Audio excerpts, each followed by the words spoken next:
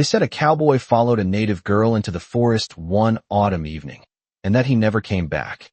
Out in the Old West, stories like that tend to grow long shadows, and this one stretched across 10 quiet years before anyone understood what really happened. Ethan Calloway had lived in the town of Dry Creek for nearly 3 years before people realized how little they knew about him. He rented a narrow cabin on the edge of town where the prairie grass met the first line of cottonwoods, a place where the wind carried the smell of sage and dust across the porch boards every evening. Folks remembered the first day he rode in because his horse was the color of midnight and his saddle carried no markings from any ranch in the county. He spoke politely, paid in cash, and asked for nothing except a place to sleep and honest work moving cattle through the valley. Men like that were common enough in the 1870s, drifters looking for quieter ground, but Ethan had a habit that made people curious. Every evening, right before sunset, he would stand outside his cabin and look toward the dark band of forest rising along the northern hills. Not the kind of glance a man gives when he's admiring scenery. More like he was listening for something hidden behind the trees. Most people in Dry Creek avoided that forest. It stretched for miles along the foothills, thick with pine and shadow, and the old trappers said the trails inside it twisted like a snake that had forgotten where it was going. Some believed the land belonged to a small Apache band that traveled through the region every few seasons. Others said the woods were simply too quiet, the kind of quiet that makes a horse uneasy and a man think twice about riding deeper. Ethan never explained why he watched it. He worked hard during the day, helped mend fences, joined the other ranch hands for coffee at Miller's store, and kept to himself in the evenings. But if someone happened to look north at sunset, they would see him there, hat tilted back, eyes fixed on the tree line as the last orange light slid across the prairie. Then one afternoon, just before winter settled over the valley, a girl appeared at the edge of town. No one saw where she came from. She simply walked down the dirt road beside the creek like she had been part of the landscape all along. She wore a dark buckskin dress trimmed with simple beadwork and carried a small leather satchel slung over one shoulder. Her hair was black as river stone, tied loosely at the back with a strip of faded cloth. People noticed her eyes first. Calm, observant, the kind of eyes that studied everything without asking permission. The shopkeeper's wife whispered that she must be Apache. The ranch hands nodded but kept their distance, unsure whether she belonged to a nearby tribe or was traveling alone for reasons of her own. She moved through town without fear, pausing once to buy dried corn and once more to fill a canteen at the public pump. Then she turned toward the northern road that led straight to the forest. Ethan Calloway happened to be standing outside Miller's store when she passed. For the first time since he arrived in Dry Creek, he forgot to look away from the trees. Because the moment the girl stepped onto the road leading into the forest, she glanced back over her shoulder, and her eyes settled directly on him. The girl held his gaze only a moment, yet something in that quiet look settled over Ethan Calloway like the first shadow of evening stretching across the prairie. She did not smile, and she did not speak. She simply studied him the way a person studies a distant mountain, as if deciding whether the climb would be worth the effort. Then she turned and continued walking toward the northern road. Most men in Dry Creek would have looked away and minded their own business. That was the unspoken rule in towns like this. Travelers passed through, stories remained unasked, and every man kept his past folded up like an old map he no longer wanted to read. Ethan had followed that rule since the day he arrived. Yet something about the girl unsettled the quiet order he had built around himself.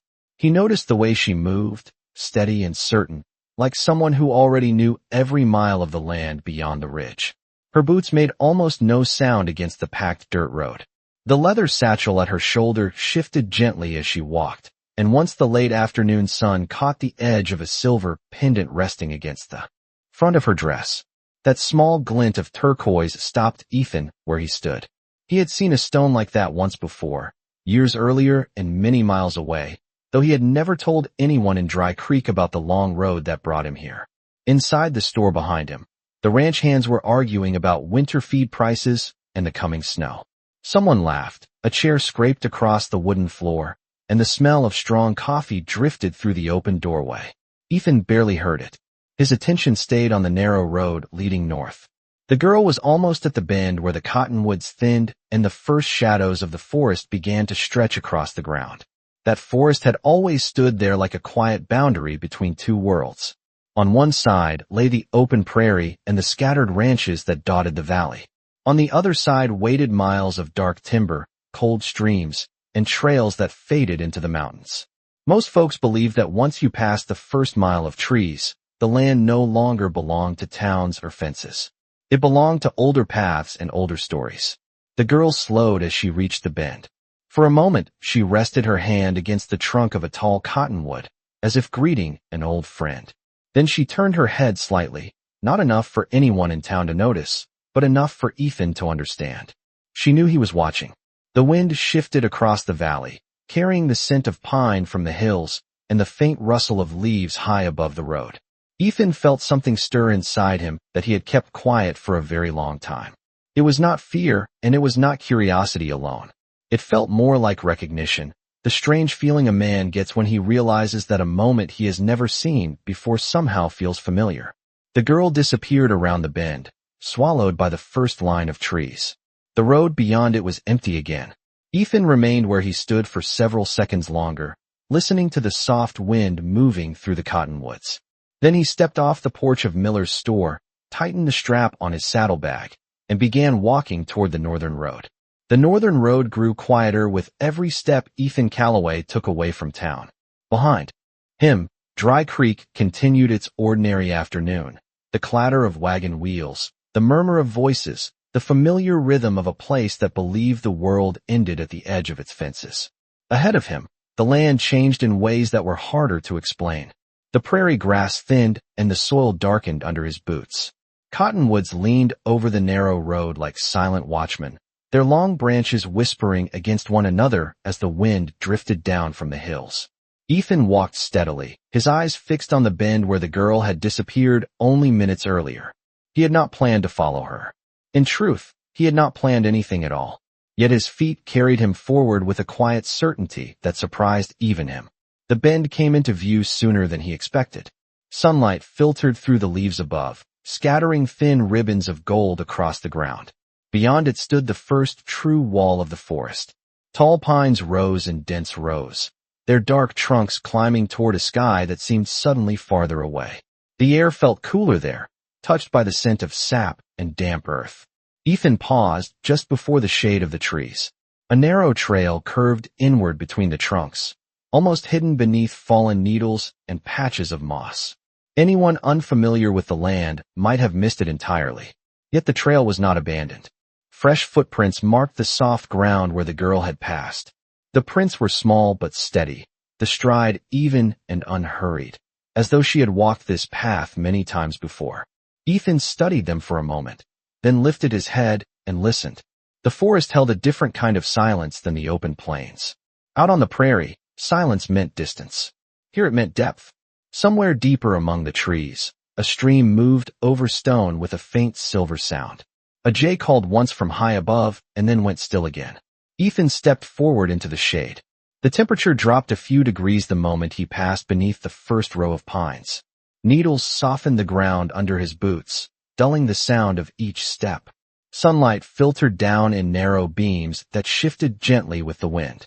The trail wound between the trees in slow curves, rising slightly as it followed the slope of the hills. For the first half-mile, he saw no sign of the girl except the faint impressions her boots had left behind. Then the trail opened into a small clearing no wider than 30 yards across. In the center stood a smooth gray boulder beside a shallow stream. The water moved slowly over flat stones, clear enough that the bottom shimmered like polished glass. Ethan stopped again. On the far side of the stream the girl stood waiting. She had removed the satchel from her shoulder and set it beside the boulder. Her dark hair stirred gently in the mountain breeze, and the turquoise pendant at her neck caught a line of sunlight as she turned toward him. For several seconds neither of them spoke. The forest seemed to hold its breath around them. Then the girl lifted her eyes fully to meet his, and said in a calm voice that carried easily across the clearing, "You followed farther than most men would." The girl's voice carried easily across the clearing, calm and steady, as though she had expected him to arrive at that exact moment. Ethan Calloway remained near the edge of the trees, the soft ground beneath his boots still holding the shape of the path he had followed. A thin breeze moved through the pines overhead, stirring the scent of cold water and resin through the clearing. Ethan studied the girl for a long second before answering. I suppose that depends on where the trail goes. The girl watched him with the same quiet attention she had shown in town, her dark eyes steady and thoughtful rather than surprised. The turquoise pendant at her neck caught another small line of sunlight as the clouds shifted above the treetops. Most men turn around before the first mile, she said. They hear the forest grow quiet and decide they belong somewhere else. Ethan stepped closer to the stream, careful with his footing as the water slipped over smooth gray stones. The clearing was no more than 30 yards across, but it felt removed from the rest of the world in a way that was difficult to explain. The trees stood tall and patient around its edges, their trunks forming a silent wall that softened every sound. Even the breeze seemed to move more slowly there. I have spent most of my life riding places other men avoid, Ethan said quietly. The girl tilted her head slightly, studying him again as if weighing the truth of that statement. Perhaps that is why you are still walking, she said. She reached down and lifted the leather satchel from beside the boulder, resting it loosely against her hip. Up close, Ethan could see that the beadwork along her dress was simple but carefully stitched, the pattern forming small shapes that resembled flowing water. You saw the pendant, she added after a moment. Ethan did not answer immediately. His eyes had already drifted to the turquoise stone resting against her collarbone. The color was unmistakable, a deep blue-green that reminded him of desert skies after rain. I have seen one like it before, he said at last. The girl's expression changed only slightly, but the quiet clearing seemed to grow even stiller around them. Then you know it does not belong to the town behind you, she said. Ethan glanced once toward the trail he had followed, though the trees had already hidden it from view. Dry Creek suddenly felt very far away. The girl stepped to the edge of the stream and knelt briefly to let the cold water run through her fingers. The motion was slow and familiar, as though the place itself belonged to her. My name is Nayeli, she said without looking up. Ethan nodded once. Ethan Calloway. Nayeli rose and brushed a few drops of water from her hands. For a moment, she studied the forest behind him, then the deeper shadows stretching farther up the slope beyond the clearing. The path continues from here, she said, but the land changes after the next ridge. She met his eyes again, calm but serious. The people who live beyond that ridge do not often welcome strangers. Ethan followed her gaze toward the darker stretch of forest climbing into the hills. He felt the same strange pull that had led him away from town only minutes earlier, a quiet certainty that the path ahead meant more than simple curiosity. He rested one hand lightly against the worn leather strap of his saddlebag and gave a faint nod. I have not come this far to turn around now. Nayeli watched him carefully, as though listening to something deeper than his words. Then she turned toward the narrow trail leading farther into the trees and said softly, Very well. Follow me if you choose, but understand this. The road behind you will not look the same when you return. Nayeli did not wait for another answer. She turned toward the narrow trail that climbed beyond the clearing and began walking deeper into the forest with the quiet confidence of someone who knew every stone beneath her feet. Ethan Calloway watched her for a moment before following. The stream murmured softly behind them as they crossed the clearing and stepped onto the rising path. The forest thickened as the ground lifted toward the hills. Pine trunks stood closer together here, their tall shapes casting long shadows across the trail. Sunlight slipped through the branches in thin pale beams that moved slowly with the wind. The air smelled of sap, damp earth, and distant mountain water. Ethan noticed that Nayeli walked without hesitation. The trail curved often and sometimes faded beneath fallen needles, yet she moved as if the direction were written somewhere inside her memory. After several minutes, the sounds of the clearing disappeared completely. The only noise left was the quiet rhythm of their boots against the forest floor and the distant whisper of wind high in the treetops. Ethan studied the land as they walked. A cowboy learns quickly to read the ground beneath him, the slope of the hills, the direction of water, the hidden signs that tell where people have passed before. But this place held very few signs at all. No wagon tracks. No broken branches. Not even the faint marks of animals crossing the trail. It felt less like a road and more like a secret the forest had agreed to keep. After nearly half a mile, the trail bent sharply around a cluster of ancient pines and began climbing toward a rocky ridge. The slope grew steeper and the trees opened slightly, allowing more light to fall across the ground. Naeli slowed her pace and rested one hand briefly against the trunk of a weathered tree whose bark had been marked with old carved symbols.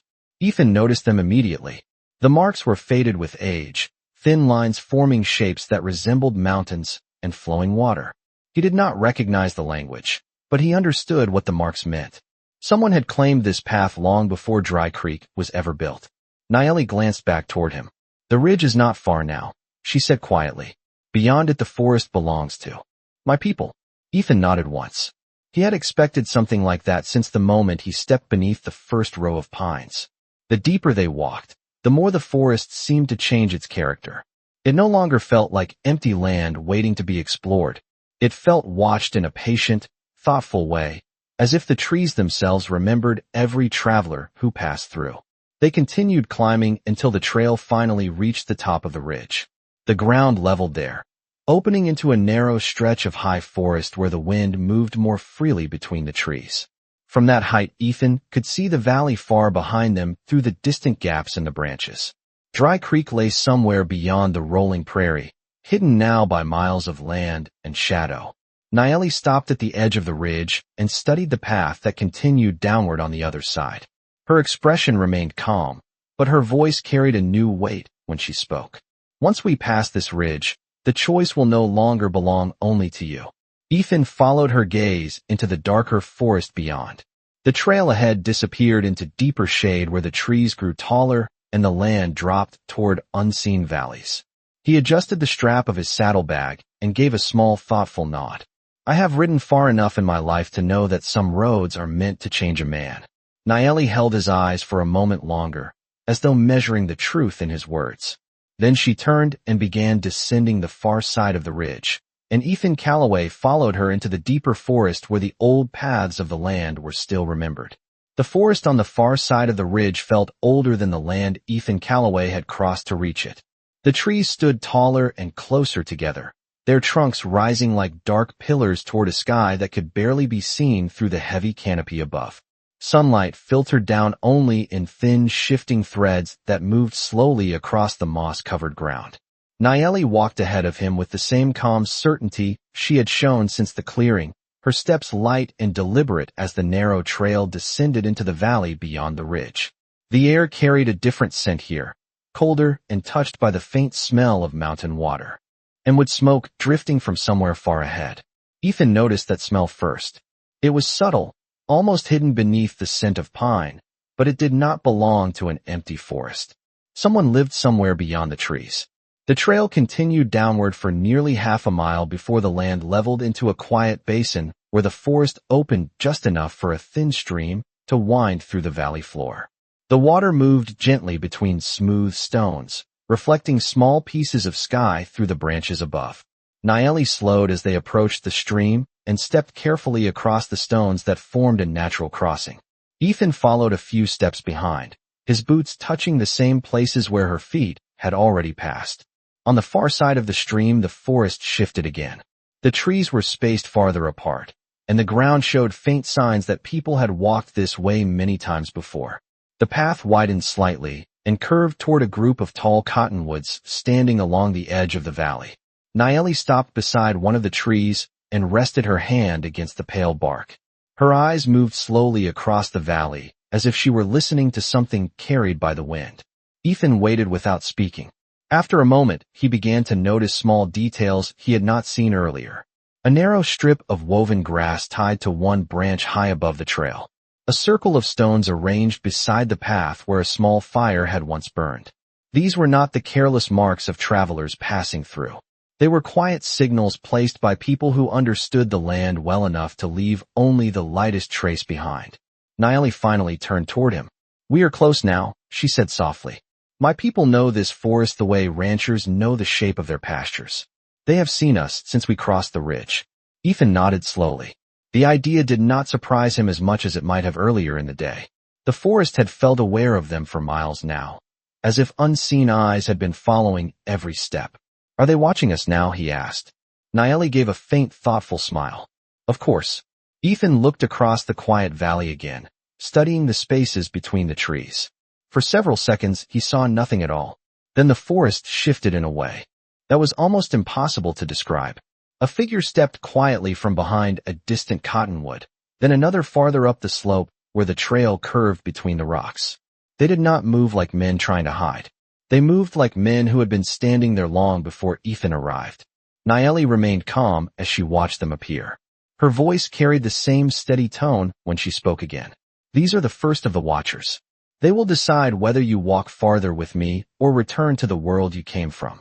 Ethan stood quietly beside the stream, feeling the cool wind move through the valley and the quiet weight of many unseen eyes upon him. He realized then that the road behind him truly was gone, and whatever waited ahead would decide the rest of his story. The valley held its silence after Nayeli spoke, but the quiet had changed. It was no longer the empty stillness of an untouched forest. It was the kind of silence that comes when many people are present yet choose not to speak. Ethan Calloway stood beside the stream and kept his hands relaxed at his sides. Years of riding open country had taught him something important about moments like this. When the land is watching, a man does not move too quickly. Across the valley, the figures remained where they had appeared among the trees. They were not hiding now. They simply stood with the calm patience of men who had no reason to hurry. One stepped forward first, walking down the slope toward the stream with slow, deliberate steps. The man was tall and broad-shouldered, wearing a dark buckskin coat trimmed with simple beadwork. His long hair was braided behind his back and tied with a strip of red cloth that moved slightly in the breeze. He stopped about 20 yards away and studied Ethan with steady eyes that carried both caution and quiet curiosity. Two others remained farther back along the tree line, their shapes half framed by the tall cottonwoods. Nayeli did not seem surprised by any of it. She stepped slightly forward so that she stood between Ethan and the approaching Watcher, though her posture was calm rather than defensive. She spoke a few words in a language Ethan did not recognize. The sound of it flowed smoothly through the still air, soft and measured like water moving over stone. The tall man listened without interrupting. When she finished speaking, he answered in the same language, his voice low and steady. Though Ethan could not understand the words, he recognized the tone. It was not the tone of men preparing for trouble. It was the tone of people asking careful questions. The conversation lasted only a few moments. At last the man looked directly at Ethan again. His expression had changed slightly, the cautious distance in his eyes replaced by something more thoughtful. Nayeli turned toward Ethan after the man finished speaking. He asked why you came this far, she said quietly. Ethan glanced once around the valley before answering. The cottonwoods stirred softly above them, and the stream whispered across the stones. I did not come here looking for trouble or land or gold, he said. I followed the road that opened in front of me. Nayeli listened carefully, then repeated his words to the Watcher. The tall man considered the answer for a long moment. The wind shifted through the valley, carrying the distant scent of smoke again. Finally, the man nodded once. He spoke again to Nayeli, this time only a short sentence. Nayeli looked back at Ethan with the faintest hint of a smile. He says the forest sometimes brings travelers where they belong, she explained. But the forest does not make that decision alone. Ethan raised an eyebrow slightly. And who does make the decision? Nayeli glanced toward the deeper trees beyond the valley where the trail continued between the hills. Our chief will decide, she said. She turned back toward the Watcher and spoke again briefly. The man stepped aside from the trail and gestured toward the deeper forest behind him. The meaning of the gesture was simple and clear. Ethan Calloway was being allowed to walk farther. Nayeli began moving along the trail once more, her steps calm and certain as before. Ethan followed beside her, feeling the quiet eyes of the Watchers fade behind them as the valley slowly disappeared between the tall trees. For the first time since leaving Dry Creek, he understood that the road ahead was no longer just a trail through the forest. It was a path into someone else's world, and every step forward carried him deeper into a story that had been waiting for him long before he ever saw the girl. Walking down the road, the trail beyond the valley narrowed again as it followed the curve of a low ridge that rose gently through the forest. Nayeli walked a few steps ahead, her movements quiet and certain, while Ethan Calloway kept pace beside her without speaking. The land had changed in subtle ways since they left the Watchers behind. The trees were older here, their trunks wider and their branches stretching high above the forest floor like the beams of a cathedral built by time rather than hands. Sunlight reached the ground only in scattered patches, and the air carried the steady scent of cedar smoke drifting from somewhere farther ahead. After nearly a mile, the trail curved around a slope and the forest opened into a wide meadow hidden between the hills. Ethan slowed as the view revealed itself. The meadow stretched perhaps 200 yards across, its tall grass moving gently beneath the evening wind. Along the far edge stood several wooden lodges and canvas shelters arranged in a careful circle beside a broad line of cottonwoods.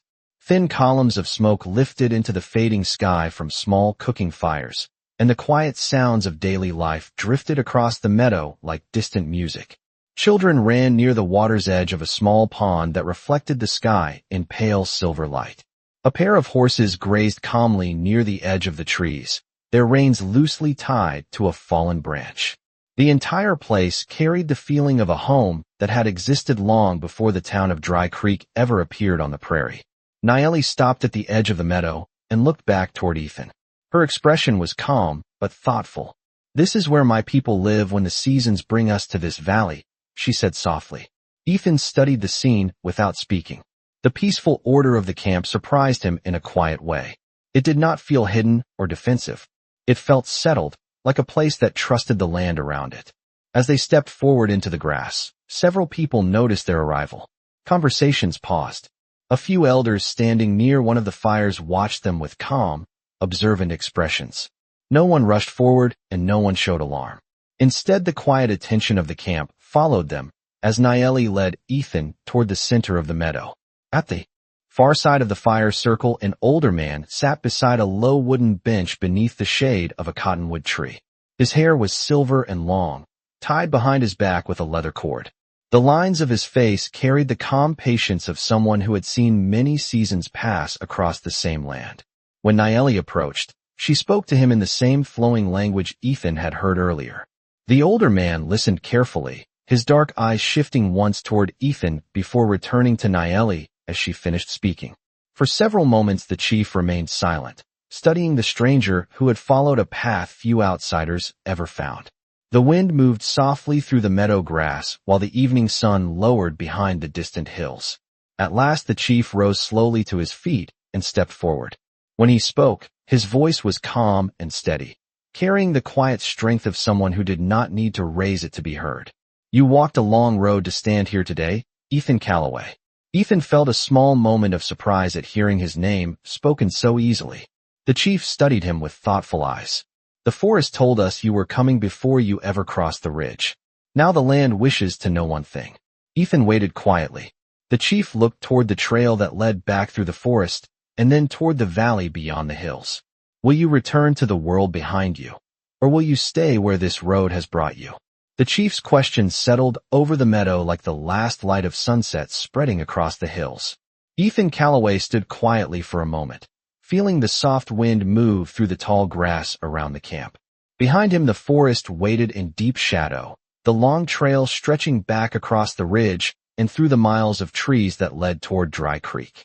Ahead of him stood the people of the valley, their fires glowing softly as evening settled over the land. Ethan looked once toward the narrow path that disappeared into the trees. For 3 years that road had been his world. Dry Creek, the cattle drives, the quiet porch of the small cabin where he watched the sunset every evening. It had been a simple life, steady and predictable, the kind of life a man chooses when he is not certain where else he belongs. Then he looked toward Nayeli. She stood a few steps away beside the firelight, her expression calm as always, though her eyes carried the same quiet curiosity that had followed him since the moment they first met on the road. Ethan felt something settle clearly inside him then, the same quiet certainty that had guided his steps since the moment he left the town behind. "Some roads do not exist on a map," he said slowly. "They appear when a man is finally ready to see them." The chief listened without interrupting, his silver hair moving slightly in the evening wind. Ethan continued, his voice steady and thoughtful. "I have spent many years riding across land that never felt like it belonged to me. But this road led me here. And I believe it led me here for a reason." The meadow remained quiet for several seconds after he finished speaking. The chief studied him carefully, as if measuring the weight of his words rather than the sound of them. Finally, the older man gave a small nod. "The forest often brings strangers to our valley," he said, "but very few arrive by following their hearts instead of their fears." He turned slightly toward Nayeli. "You chose well in bringing him this far." Nayeli lowered her head slightly in acknowledgement, though her eyes returned to Ethan with a calm warmth that had not been there earlier in the day. The chief stepped closer and placed one hand lightly against the trunk of the cottonwood beside him. "Then you may stay, Ethan Calloway," he said, "not as a visitor passing through, but as a man who has chosen a new road." The evening settled fully over the valley as the fires brightened and the stars began to appear above the dark outline of the hills. Somewhere near the pond, a child laughed softly while the horses continued grazing along the edge of the meadow. Ethan looked once more toward the forest trail that disappeared into the darkness beyond the trees. For a moment, he imagined the quiet town far away on the prairie, the dusty street, and the small cabin standing empty beside the cottonwoods. Then he turned back toward the firelight where Nayeli stood waiting. And from that evening forward, the people of Dry Creek would sometimes speak about the quiet cowboy who followed a girl into the forest and was never seen again. But deep in the hidden valley beyond the ridge, the truth was simpler than the story. Ethan Calloway had not vanished at all. He had finally found the place where the road ended and his life truly began.